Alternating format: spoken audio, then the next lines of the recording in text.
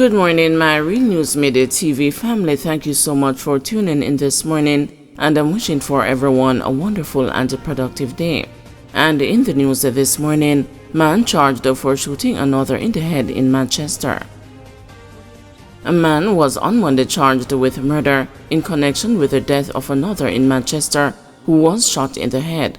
Charged is 40-year-old Brian Bartley, a labourer of Bethel Street in Greenville in the parish. In addition to murder, he is also charged with possession of prohibited weapon, unauthorized possession of ammunition, and using a firearm to commit a felony. Killed was 32-year-old Kenroy Gordon of Bethel Street in Manchester, who was attacked and shot in his community on Thursday, July 18. Reports from the Mandeville police are that about 7:20 p.m., Bartley and the deceased were walking in the community when Bartley allegedly brandished a firearm and shot Gordon to the head. Gordon was admitted to hospital in critical condition and died the following day. The quick action of the police led to Bartley's arrest just hours after the incident. He was later charged on Monday, July 22. A court date is being scheduled for him. Handyman charged with attempted rape and unlawful wounding after allegedly breaking into woman's house. Police have charged a man who allegedly broke into a woman's house in Lacovia housing scheme in St. Elizabeth on Tuesday, July 9, and attempted to rape her at a knife point. Charged is 25-year-old Harville Grant, a handyman of Reading District, Lacovia in the parish. He is charged with burglary, assault with intent to rape, and unlawful wounding. Grant is accused of entering a woman's house without her permission about 3:27 a.m. He allegedly held a knife to her throat and demanded sexual favors from her. A struggle reportedly ensued, during which Grant managed to inflict several wounds to the woman before escaping. A report was made to the police and an investigation was launched. Grant was taken into custody on Friday, July 19, and was subsequently charged. His court date is being finalized. St. Catherine Gardner charged for stabbing man. Aggravated assault and wounding with intent charges have been laid against the 44-year-old Gardner, Jason Hines, of West Prospect, Bogwalk, St. Catherine, in relation to an attack over money.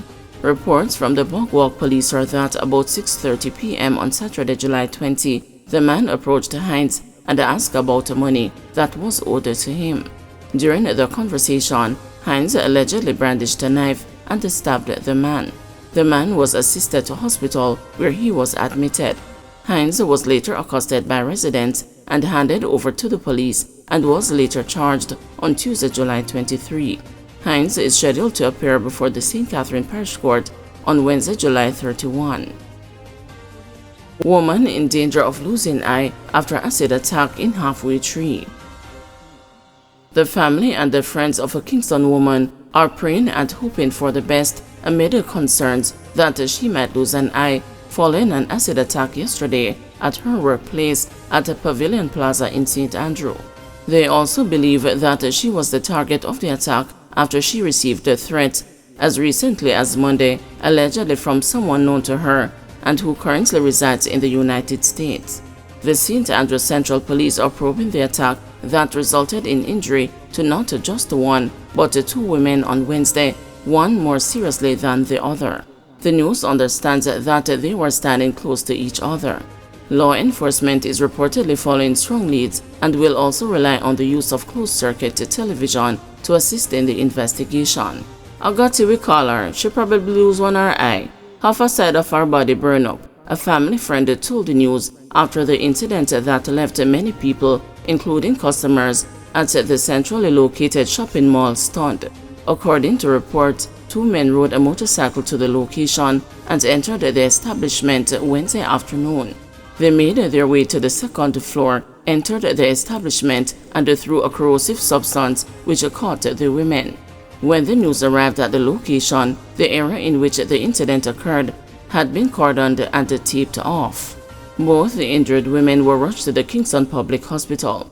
The men, while making their escape, are said to have been challenged by a security guard who reportedly discharged his firearm in their direction in the basement parking area.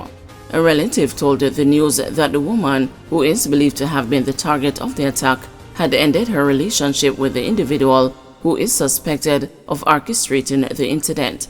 He must have heard that she moved on and sent to take back a motor car and an iPhone he had sent her. Him threatened her that he would send men to murder her, the relative, who requested anonymity, told the news. Relatives said the woman's former partner recently left Jamaica and entered the United States via that country's border with Mexico. They are also hoping that Wednesday's incident will not lead to a war in the Kingston 13 inner city community where they are from. The victim and her former partner have family living there, and people may have to move out, the family friend has said. Up to press time, the news was told that relatives who went to the KPH were not allowed to see the victim. Motorcyclist dead, pillion rider hospitalized after St. Thomas crash. A motorcyclist is dead and his pillion rider admitted in hospital in serious condition following a collision on the Lloyd's Pen Main Road in Yallis, St. Thomas on Wednesday morning. The deceased is a 27-year-old road construction worker, Lamar Allen, of Bayshore Harborview in St. Andrew. According to reports, about 8:10, two motorcyclists were traveling in an easterly direction towards Morant Bay when, on reaching a section of the Lloyd's Pen Main Road in the vicinity of South Haven Boulevard, one of the motorcyclists overtook a vehicle at a corner and veered into the path of a Great Toyota Hiace bus traveling in the opposite direction. The bus driver attempted to avoid a collision, but the motorcyclist slammed into his vehicle. The impact forced the bus driver off the road and into a ditch. The rider of the motorcycle died at the scene, while his pillion rider was taken to a hospital by fire personnel from the Yallis Fire Station. The bus driver and the passenger received minor injuries. The passenger spoke with the news before going to the hospital for treatment. Just come on my gate, come pick me up, because that's how we are go. When we catch us, you see the bike man come around the corner, overtake. When they see the bus, they done already in the bus. This brother here, when he see it, he frightened. Because he try to, take away a little bit from them, because I go over here, so. He said the bus driver, although frightened, tried to swerve from the crash but ended up in the ditch. Indicom reviewing footage of shooting deaths at Halfway Tree Police Station.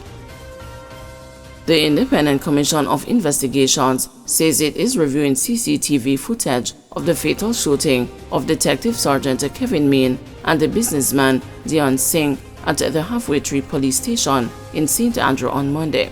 Indicom Commissioner Hugh Faulkner told the news that his investigators are to collect statements by Friday from two policemen who were closer to the shooting.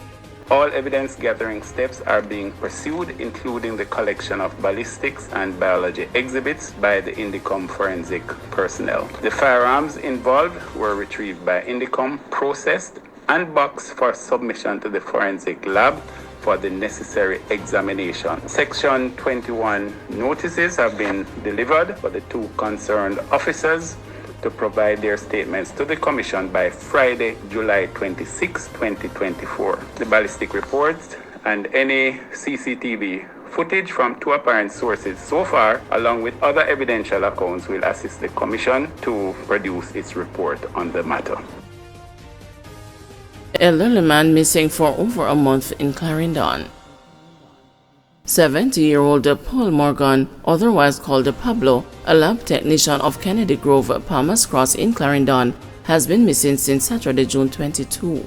He is of dark complexion, slim build, and about 173 centimeters or 5 feet 8 inches tall.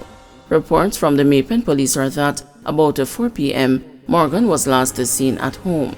His mode of dress at the time he went missing is unknown. All efforts to contact him have since then been unsuccessful. Anyone knowing the whereabouts of Paul Morgan is asked to contact the Mapen police at 876-986-2208, the 119 police emergency number, or the nearest police station.